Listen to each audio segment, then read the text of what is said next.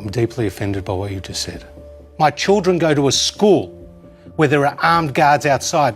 It's widely viewed as inevitable that you will return to politics. How do we not see this through a political lens?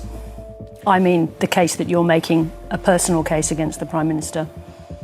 I'm deeply offended by what you just said. I'm deeply offended. Explain that. And you know what? Mm-hmm. There was a man called Murray Watt who sits on the Labor front bench who tried to say that about a year ago. And then Labor ministers like Mike Kelly and others, who came out and said exactly what I'm about to say, that is an insult. That is an insult to say that there's any political motivation in this. It's a question. No, Sarah, the reality is this. I'm an Australian who has to have personal security because my life is endangered in this country. And I was the treasurer of this country. My children go to a school where there are armed guards outside. When I visit a Jewish aged care centre, there are armed guards outside. When I send my kids to Jewish sporting clubs, there are police cars out there and police tape.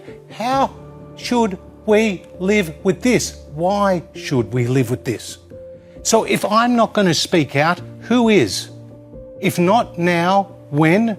If not me, who?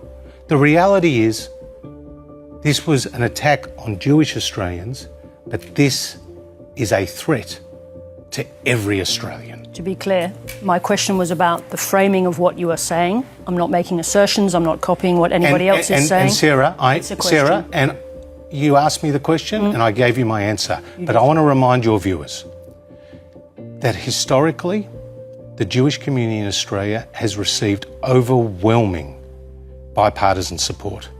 The greatest supporters included Doc Evatt, a leader of the Labor Party who was there for the formation of the State of Israel as the President of the General Assembly. Bob Hawke, who said if the bell tolls for Israel, the bell tolls for all of mankind. Julia Gillard, who I interviewed in my documentary, who was just horrified by this rise of anti-Semitism. Bill Shorten and others. This is not a partisan issue. This is a leadership issue. This is about the safety and the security and the soul of Australia. And if I don't use my voice now, I don't know when